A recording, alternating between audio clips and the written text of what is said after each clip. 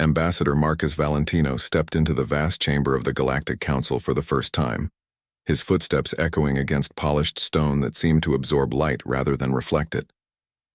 The circular room stretched upward for what seemed like hundreds of meters, with tiered seating arranged in concentric rings.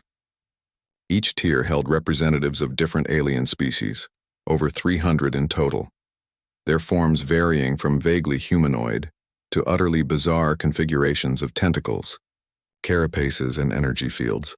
Marcus fought to keep his breathing steady. He was the first human to stand before the full council, representing Earth in what should have been a ceremonial acceptance into the galactic community. The weight of 7 billion lives rested on his shoulders. Species designation, human. Planet designation, Earth.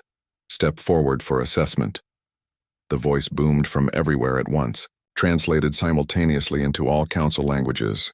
Marcus recognized it as belonging to High Arbiter Zovak, a towering avian being with obsidian feathers who presided from the highest tier. "I stand before the council with gratitude for this audience," Marcus said, his voice firm despite the tension coursing through him. "Earth seeks peaceful integration and mutual cooperation." A ripple of what might have been laughter moved through several delegations. A bulbous creature with multiple eye stalks leaned forward. "The human speaks as though they are equals. Amusing." "Silence, Representative Gul," Zovak commanded. "Assessment protocols will be followed." The massive screens surrounding the chamber illuminated with images of Earth, cities, oceans, military installations, all captured without humanity's knowledge. "Your species has achieved faster-than-light travel only recently," stated a crystalline entity. "Yet you possess military technology disproportionate to your development stage. Explain." Marcus had been prepared for this. Earth's history has necessitated defensive capabilities. We have experienced numerous internal conflicts that accelerated certain technological paths. Internal conflicts? A gelatinous being pulsed with light patterns. Your species routinely destroys itself. "We prefer to see it as evolution through adversity," Marcus replied. "Each challenge has made us stronger, more adaptable." The council members exchanged glances, some curious, others clearly disturbed. Marcus knew how humanity appeared to them: unpredictable, potentially dangerous, different from the carefully engineered societies that dominated council space. "We have reviewed your application for membership," Zovak announced. "It is the decision of this council that humanity will be granted provisional status, contingent upon complete submission of military capabilities for regulation and oversight." Marcus tensed. This was the trap they had feared. "With respect, Arbiter, Earth cannot submit technologies that would leave us vulnerable. We've offered alternative verification methods. The Council's decision is not negotiable," interrupted a reptilian delegate. "All species must comply with security protocols." "Perhaps the human requires a demonstration of Council authority," suggested a metallic voice from the shadows, "to understand their position in the galactic hierarchy." A holographic display appeared in the center of the chamber, showing what appeared to be Earth ships attacking a Council outpost. Marcus recognized the footage immediately. It was fabricated, the ships modified in appearance to resemble Earth vessels. "What is this?" he demanded. "Those aren't our ships. This evidence is falsified. The Council has confirmed its authenticity," Zovak stated coldly. "Your denial only compounds your species' guilt." Marcus felt ice in his veins as he realized what was happening. The decision had been made before he'd even entered the chamber. Earth's resistance to full military subjugation had triggered a protocol buried deep in Council law, one designed to make examples of potentially troublesome species. "Ambassador Valentino," Zovak pronounced, "you are found guilty of conspiracy against the Galactic Council and sentenced to immediate execution as a warning to your planet." Guards emerged from alcoves, tall, armored figures with weapons trained on Marcus. The chamber fell silent, hundreds of alien eyes watching the human's response. Marcus smiled calmly as the guards approached. He activated a hidden neural transmitter implanted at the base of his skull. Protocol Omega confirmed. They've made their choice. The message would reach Earth in seconds through the quantum entanglement network. The guard seized him roughly, but Marcus showed no fear as they forced him toward the central platform. "You think you understand humanity?" Marcus addressed the council, his voice echoing through the silent chamber. You don't. We came in peace, but we prepared for war. You should have studied Earth history more carefully. Your species' arrogance is remarkable, Sovak responded. What threat could a single planetary system possibly pose to a council of 1,000 worlds? The energy beam hummed as it charged. Marcus closed his eyes briefly, thinking of home. Of the contingency plans now being activated. You'll find out soon enough, he said quietly. The beam flashed, and Marcus Valentino's body crumpled to the floor as billions across council space watched the execution on their viewing screens. The council had made its point. Humanity would surely submit now, faced with such overwhelming power. Deep in an underground facility beneath the Rocky Mountains on Earth, General Diana Reeves received Marcus's final transmission. Her face hardened as she entered a complex sequence into a secure console. Ambassador Valentino's execution confirmed, she announced to the gathered military and political leaders. The council has rejected peaceful coexistence. They believe we'll surrender out of fear, said President James Harrington, his face ashen. They have no idea what they've done. The Omega Protocol has been verified, Diana continued. All sleeper units are active. Fleet elements are moving into position.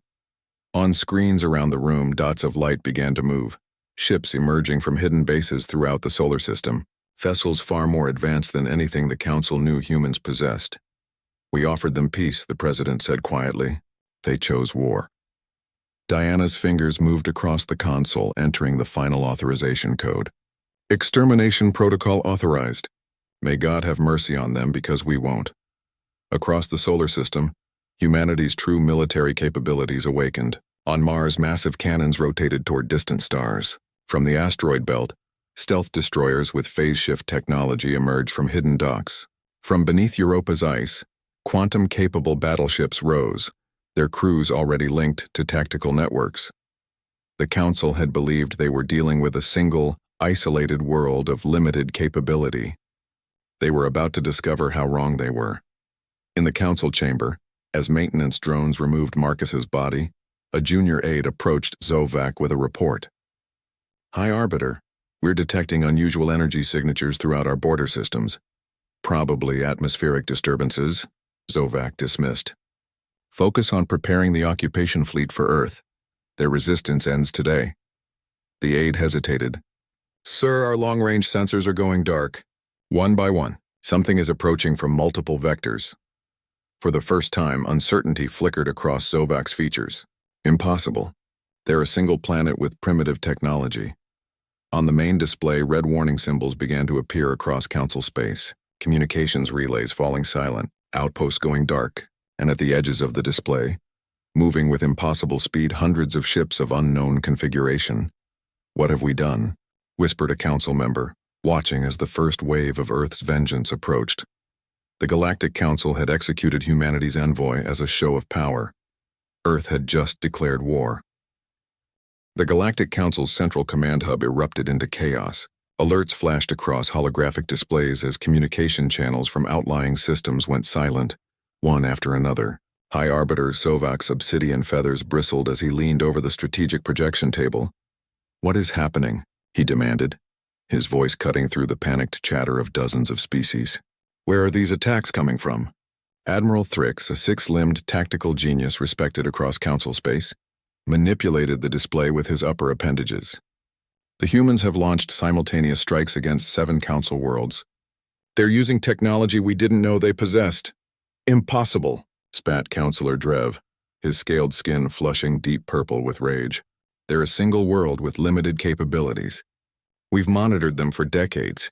On the main screen, footage showed Earth vessels materializing directly inside planetary defense perimeters, bypassing shield networks that should have been impenetrable. The ships moved with precision that suggested either advanced AI or pilots with enhanced neural interfaces. They concealed their true technological level, Admiral Thrix stated, and their military capacity. These aren't the actions of a species scrambling to defend itself. This is a coordinated, pre-planned offensive. Sovak's eyes narrowed. Are you suggesting they anticipated our judgment? That they prepared for this outcome? Yes, came a quiet voice from the doorway. All heads turned to see Representative Mala, one of the few council members who had argued against executing the human ambassador. Her translucent skin pulsed with bioluminescent patterns reflecting her distress. "I warned this council that our intelligence on humanity was incomplete," she said, moving into the center of the room. "They've been watching us far longer than we've been watching them." Ambassador Valentino's execution wasn't a surprise to them. It was the trigger they were waiting for. Meanwhile, aboard the Earth stealth carrier, Retribution, Admiral Jackson Torres directed the first phase of humanity's response. The vessel hung in the darkness of space, its quantum-shifted hull invisible to conventional sensors. Around him, officers coordinated attacks across multiple systems with cold efficiency. Strike Teams Alpha through Echo report successful penetration of Council defense grids, reported his tactical officer, Lieutenant Commander Patel. Planetary shield generators have been neutralized on all primary targets. Torres nodded, his weathered face illuminated by the soft blue glow of tactical displays. "And our embedded units?" "All active, sir. Dr. Wells reports psychological warfare operations are proceeding as planned. On a dozen council worlds, humans who had spent years integrating into alien societies were now activating their secondary protocols, not as saboteurs or assassins, but as vectors for something potentially more devastating, targeted information designed to exploit the psychological vulnerabilities of specific species." Dr. Eleanor Wells monitored these operations from her position in Earth intelligence. The xenopsychologist had spent 15 years studying council species, identifying their cultural pressure points and societal fault lines. Now she watched as carefully crafted narratives and evidence of council corruption spread across alien information networks. "Phase 2 is ready on your command, Admiral," she communicated to Torres. "Once the information campaigns reach critical mass, we expect at least 30% of council member species to consider breaking ranks." Torres authorized the operation with a single command. This wasn't just a military response. It was a comprehensive dismantling of the Council's authority structure from within and without. Back in the Council emergency chamber, the first reports of civil unrest were arriving from member worlds. "We have widespread protests on Nevix Prime and the Joral colonies," reported a communications officer. "They're demanding verification of the evidence used to condemn Earth. Somehow, information about our deliberations has leaked." Zovak slammed his fist down. "This is coordinated sedition. Deploy peacekeeping forces to all affected worlds." "We can't," Admiral Thrix replied grimly. "Our fleet elements are engaged with human forces across 7 sectors and—" He hesitated. "Speak, Admiral," Zovak demanded. "Many of our ships are reporting system failures. Critical navigation and weapon systems are locking up or executing contradictory commands. It appears the humans embedded viral code in our update protocols years ago." Counselor Drev's scales now paled to a sickly gray. "You mean they've been planning this since first contact?" "Before they even knew about the Council's existence?" "It appears so," Thrix confirmed. "Their strategy suggests they developed multiple contingencies for various scenarios, including this one." On Earth, the Global Defense Council convened in their underground chamber. President Harrington addressed the assembled military and civilian leaders with grim determination. "Phase 1 has exceeded operational parameters," he announced. "The Council's immediate capacity to threaten Earth has been neutralized. Now we move to Phase 2, revealing the truth." General Diana Reeves stepped forward. "Our intelligence units have uncovered evidence confirming our suspicions. The Galactic Council has systematically eliminated or subjugated any species they deemed potentially competitive. We've identified 27 civilizations that were either reduced to client status or eradicated entirely over the past 1,000 years. Screens around the chamber displayed archaeological and data evidence recovered by covert operations teams. The pattern was unmistakable. The Council maintained its dominance not through the cooperative principles it espoused, but through calculated elimination of threats. They were never going to accept us as equals," Diana continued. "Ambassador Valentino was sent into a trap, but his sacrifice has given us the justification we needed for full deployment of our defensive capabilities." Across the solar system, facilities hidden beneath the surfaces of moons and asteroids activated. Earth had been preparing for the possibility of hostile alien contact since the first evidence of extraterrestrial intelligence was confirmed decades ago. The public had been told that the massive black budget expenditures were for infrastructure and climate restoration. In reality, Humanity had built a war machine unlike anything the galaxy had seen. In Council space, Admiral Torres directed the next phase of operations. The Retribution emerged from its quantum shift directly above the Council's premier shipyard at Corvus Station. Around the massive installation, 12 Earth vessels appeared simultaneously, their weapons already locked on critical systems. "This is Admiral Jackson Torres of Earth Defense Force," he transmitted on all frequencies. "Corvus Station is now under Earth control. All personnel are ordered to evacuate to designated safe zones. You have 30 minutes to comply." The station commander, a veteran of 3 interspecies conflicts, recognized the futility of resistance. With Earth ships inside their defense perimeter and systems failing across the station, fighting would only result in needless casualties. "This is Commander Zal. We surrender the station."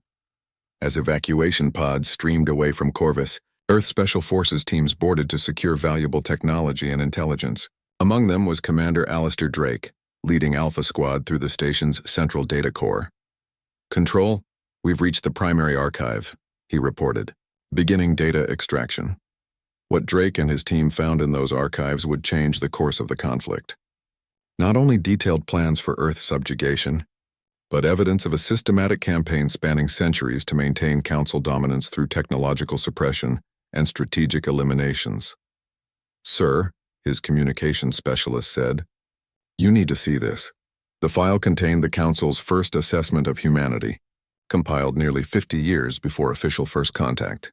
Earth had been under observation far longer than anyone had suspected.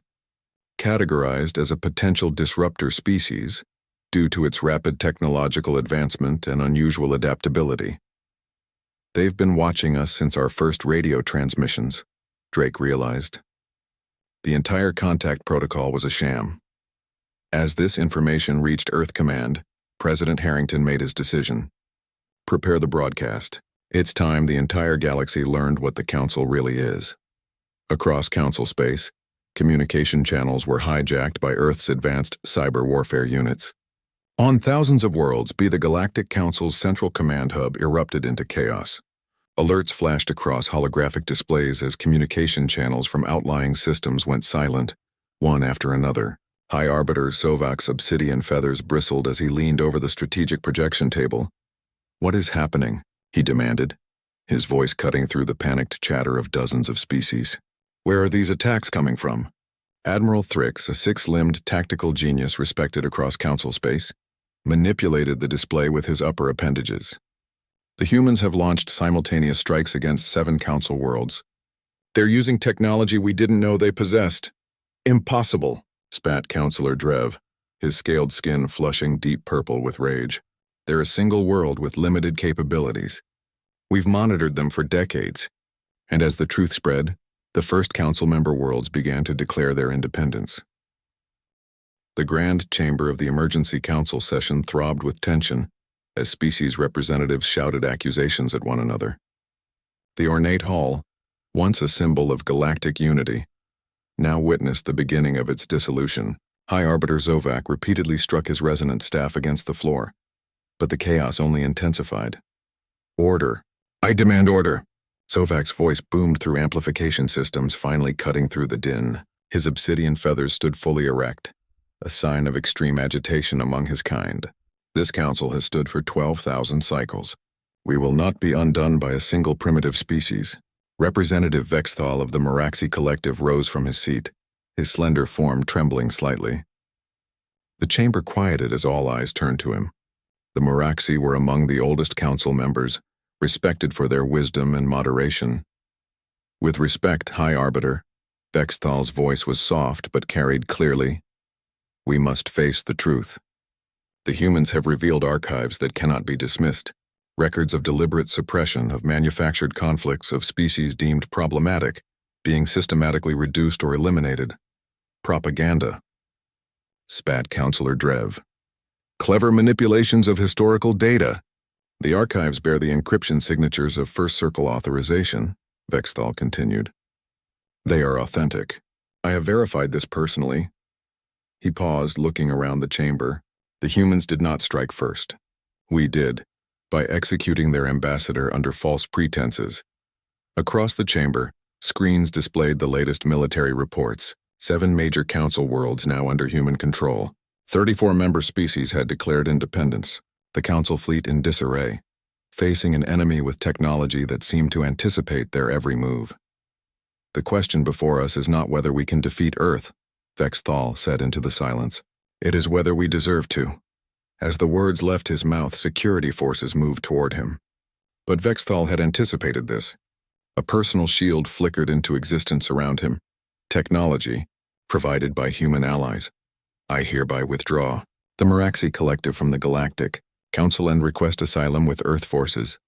With these words, he activated a transport device and vanished from the chamber. Sovak's feathers flattened against his body in fury. Treason. The Meraxi representative is declared enemy of the Council. All loyal forces are ordered to interdict and eliminate. But the damage was done. 3 more representatives stood and declared their withdrawal from the Council before security could prevent further defections.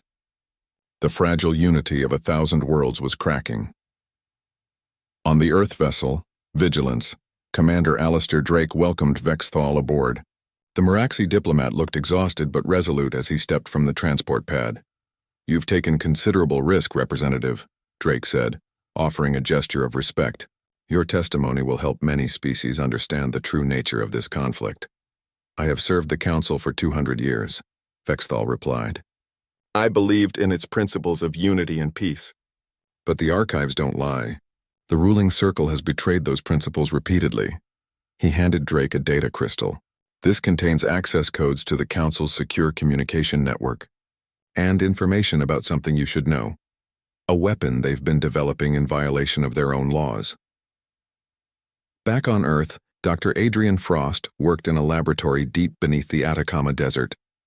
The facility, unknown even to most of Earth's government, housed the most classified research projects in human history. Frost moved between holographic displays showing complex molecular structures in constant flux. The targeting parameters are stabilizing, he reported to General Diana Reeves, who observed remotely. The genetic markers are specific to the 12 species that form the Council's inner circle. And the effects? Diana asked. Progressive neural degradation, focused on the areas of their brains responsible for higher cognition, not lethal, but it would effectively eliminate their capacity to coordinate complex actions or maintain technological systems. Diana's face remained impassive. And delivery method? A self-propagating airborne vector with limited generational stability. It would run its course within 100 days and then break down completely. Civilization regression without genocide, Diana summarized. The ultimate deterrent. Yes, Frost agreed. Though I pray we never deploy it. The existence of this weapon, codenamed Prometheus, remained Earth's most closely guarded secret. Its development had begun after first contact, when humanity realized the potential threats that might exist among the stars. Not for conquest, but as insurance against extinction. Meanwhile, on the Council capital world of Axis Prime, Vexthal's defection had caused a political earthquake. The Meraxi were respected throughout Council space, their withdrawal lending credibility to human claims. Underground resistance movements, long suppressed by Council security forces, seized the opportunity to emerge. The humans speak the truth, proclaimed Jedavos, leader of the Liberation Front on Axis Prime. Her voice carried across the central plaza through forbidden broadcast technology. For generations we have lived under the myth of Council benevolence while our development has been deliberately stunted. Security forces moved in to arrest her, but were met by unexpected resistance. Citizens armed with makeshift weapons, their numbers too great to easily suppress. Similar uprisings erupted on dozens of worlds as Earth's broadcast continued to spread the contents of the secret archives. In Earth's orbital defense headquarters, President Harrington addressed the civilian leadership. The Council is fracturing faster than our models predicted. Their oppressive tactics have created widespread discontent that was only waiting for a catalyst. We never wanted war, said Foreign Secretary Lucas Bennett, but perhaps this conflict was inevitable and necessary. The Council's inner circle is preparing a counterattack, General Reeves reported. They've activated their reserve fleets and recalled forces from the outer territories. Our intelligence suggests they plan to strike directly at Earth. Let them come, Harrington said grimly. Our solar system defenses are fully operational. Unknown to the Council, Earth had transformed the entire solar system into an interlocking defense grid. Mars hosted massive energy cannons capable of hitting targets in nearby star systems. The asteroid belt concealed thousands of autonomous hunter-killer drones. Jupiter's moons housed jump gates that could deploy Earth's fleet anywhere in Council space within minutes. These preparations, hidden from alien observation for decades, represented humanity's determination to never again be vulnerable to outside threats. First contact had been peaceful, but humanity remembered its own history too well to trust in peace alone. On the Council command vessel, Immutable Decree, Admiral Thrix coordinated the counteroffensive. Despite mounting defections and unrest, the Council still commanded vast military resources.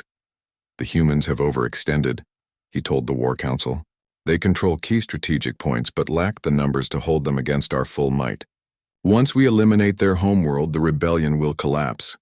What about the technological advantage they've displayed? Asked a junior commander. Illusory, Thrix dismissed. Clever applications of principles we already understand. They caught us by surprise, but our numerical superiority will prevail.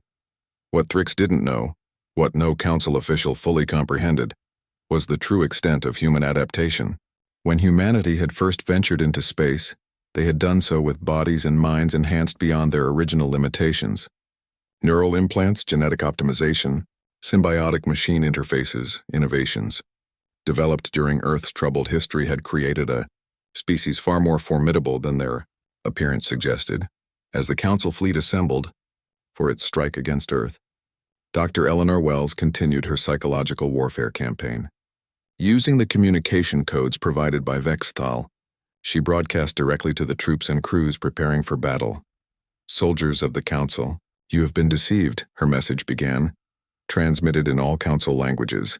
You fight not to preserve peace but to maintain the power of those who have lied to you.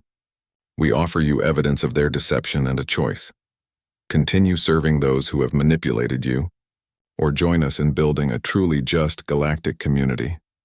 Attached to the message were personnel files showing how Council leadership deliberately limited advancement opportunities for certain species, maintaining a rigid hierarchy regardless of ability or merit.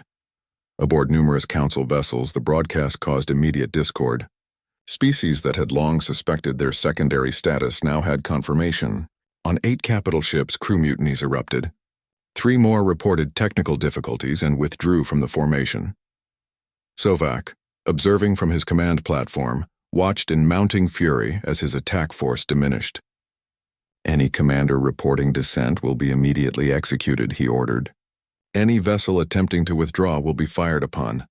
The harsh measures stemmed the immediate crisis, but the damage to morale was done. As the Council fleet prepared to jump to the Sol system, they did so with crews divided against themselves and commanders doubting the loyalty of their subordinates. The Council armada emerged from hyperspace at the edge of the Sol system, a vast assemblage of warships that momentarily eclipsed the distant sun from Pluto's perspective. Over 5,000 vessels arranged in battle formation, representing the largest military force the Council had deployed in 2,000 years. Aboard the flagship, Immutable Decree, High Arbiter Zovak stood before the tactical display, his obsidian feathers gleaming under the harsh light. Behold the might of 1,000 worlds, he announced to the assembled commanders. The humans will surrender at the mere sight of our approach. Admiral Thrix was less confident. Sensors detect no defensive movements, he reported. No ships rising to meet us. Either they've abandoned their system or they're hiding, completed Zovak. Typical primitive tactics. Advance the fleet toward their homeworld. As the Armada moved past Neptune's orbit, the first anomalies appeared on sensor displays. Unusual energy readings emanating from several moons of Jupiter and Saturn. Distortions in the asteroid belt that didn't match known navigational hazards. High Arbiter, Thrix warned. I recommend caution. These readings suggest a brilliant flash erupted from Mars, temporarily blinding the Armada's forward sensors.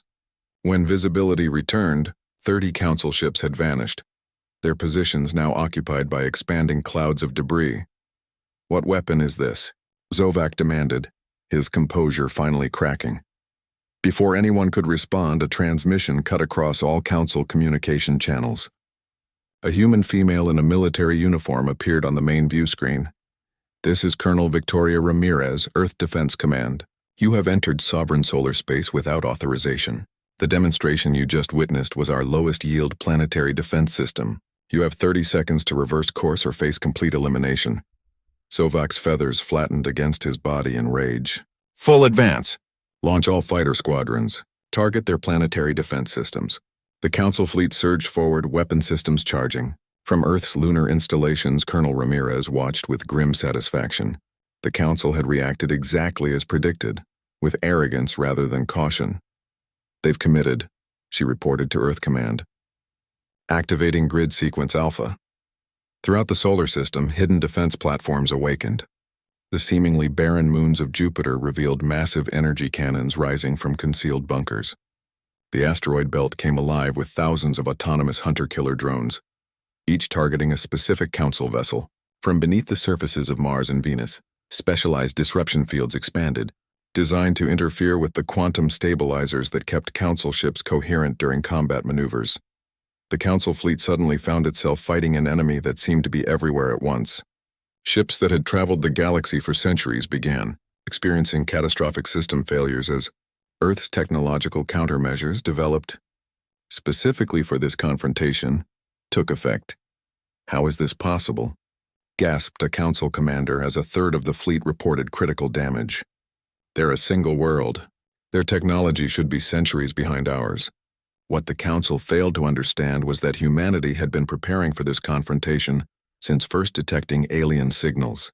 While publicly presenting a peaceful diplomatic face, Earth's unified defense strategy had always included contingencies for hostile encounters. The execution of Ambassador Valentino had merely activated plans already in place. On Mars base Olympus, Dr. Rajiv Patel monitored the effectiveness of Earth's newest weapon system. The self-replicating nanites represented the culmination of decades of research, microscopic machines programmed to target specific neural patterns unique to Council leadership. Species, delivery systems report successful deployment, he informed General Reeves. Nanite clouds have penetrated the environmental systems of 17 command vessels. Effects? The General asked. Progressive within the targeted neural structures. Subjects will experience confusion and disorientation first, followed by inability to process complex information. No pain, no permanent damage, but temporary cognitive regression to a pre-technological state. This weapon, more humane than conventional arms but potentially more devastating to a hierarchical command structure, was being held in reserve, deployed only against ships identified as carrying senior leadership. Earth wanted victory, not massacre. In Earth orbit, the defense grid's central AI processed battlefield information at speeds no organic mind could match. Designated Athena, the system had been designed with one primary directive: protect Earth at any cost. But its creators had built in crucial ethical constraints: minimize casualties where possible, prioritize disabling over destruction, and maintain the clear distinction between combatants and civilians. Recommend phase shift for home fleet, Athena communicated to Admiral Torres. Council formation is vulnerable at coordinates 438712. Torres gave the order, and Earth's hidden fleet, vessels unlike anything the Council had encountered, emerged from quantum obscurity directly behind the Council's rear guard. These ships, with their biomechanical interfaces and crews neurally linked to their vessels, moved with a coordination that seemed impossible.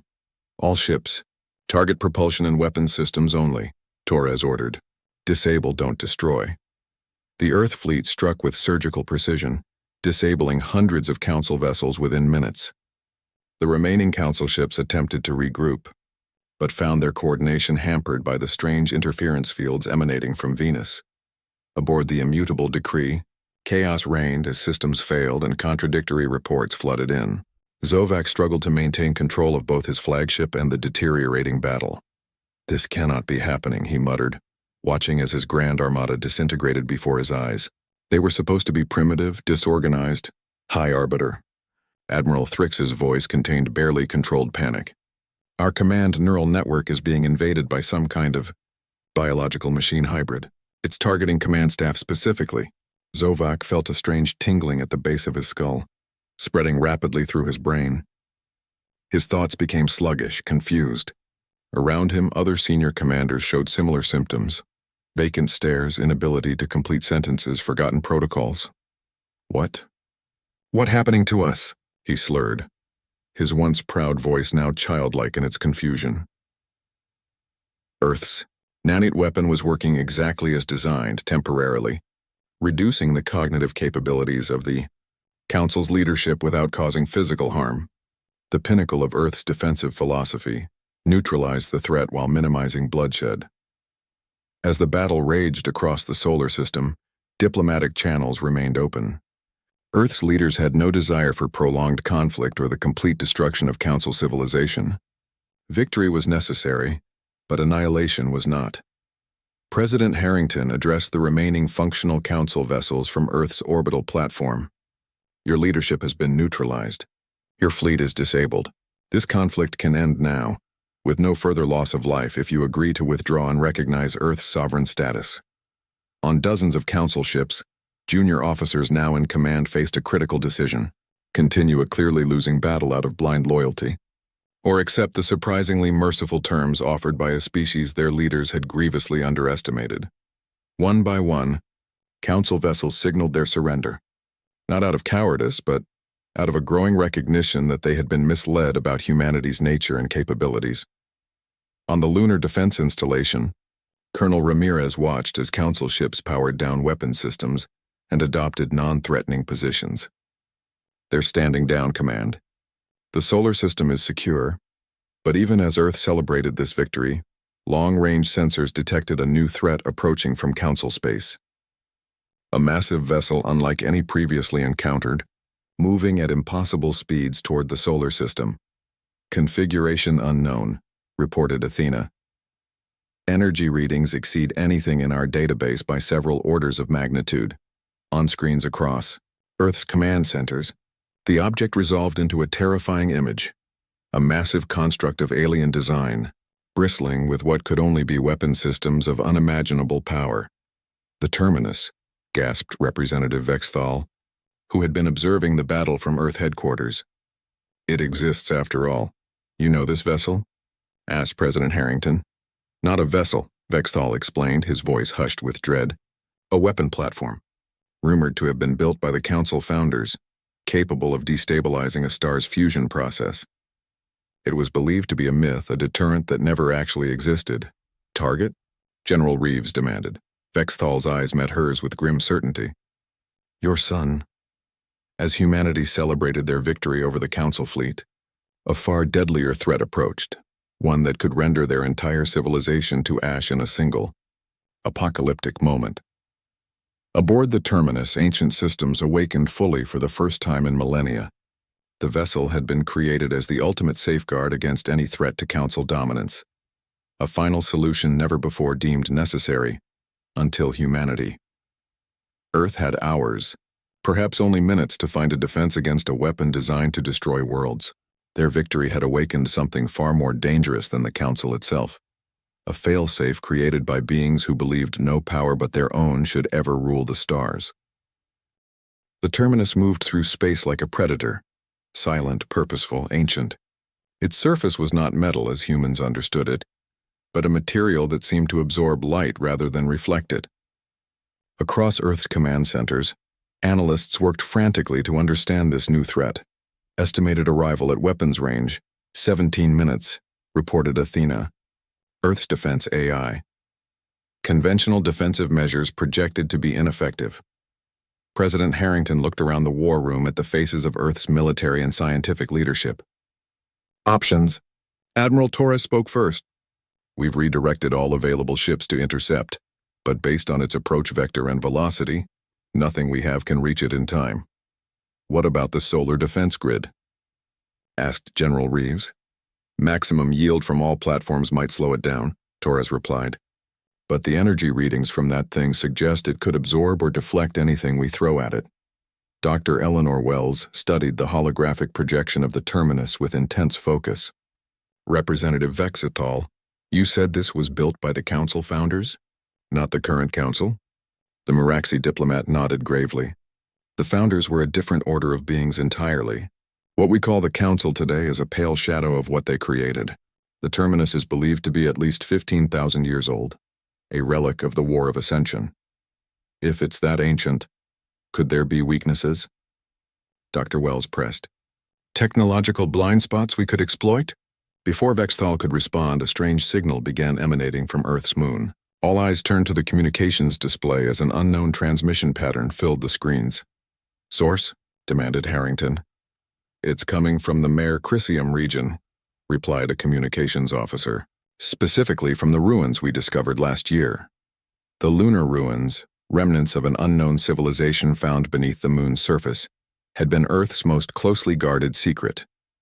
Discovered during excavation for defensive installations, the site contained technology far beyond human understanding.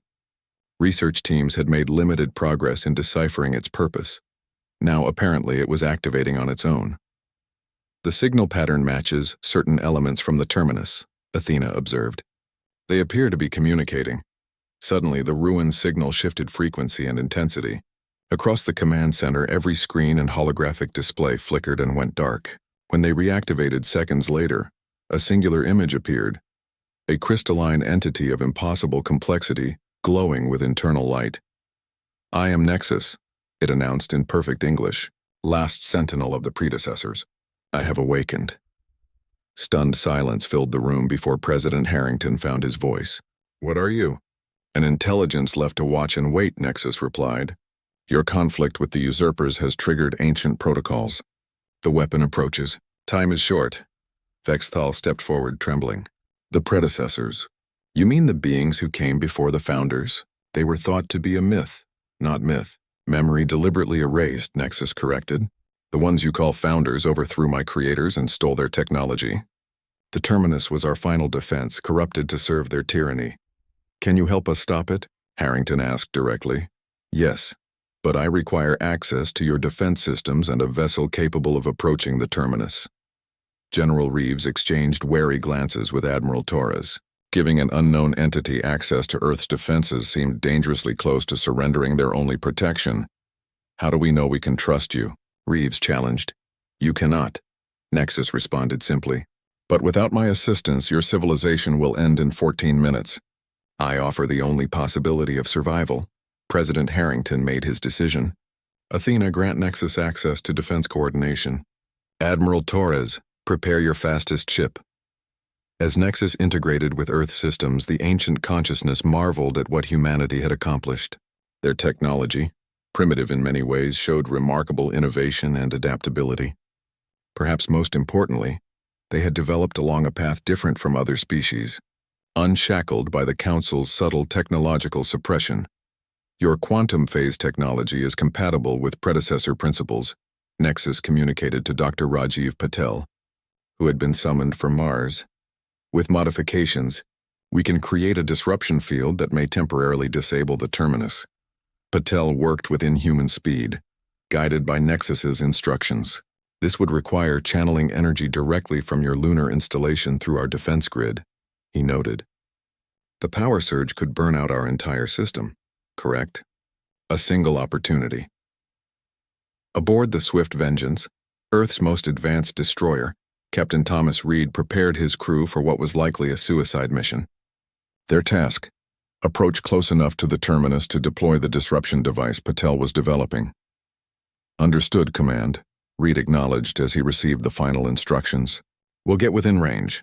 His crew, all volunteers, worked with quiet efficiency. They had faced the Council fleet without hesitation. This was no different, except in the certainty that they would not return. As the Swift Vengeance accelerated toward the approaching terminus, Nexus continued to reveal truths long hidden from the galaxy. The predecessors seeded 100 worlds with life, it explained to the rapt Earth leadership, not to rule but to nurture diversity of thought and approach.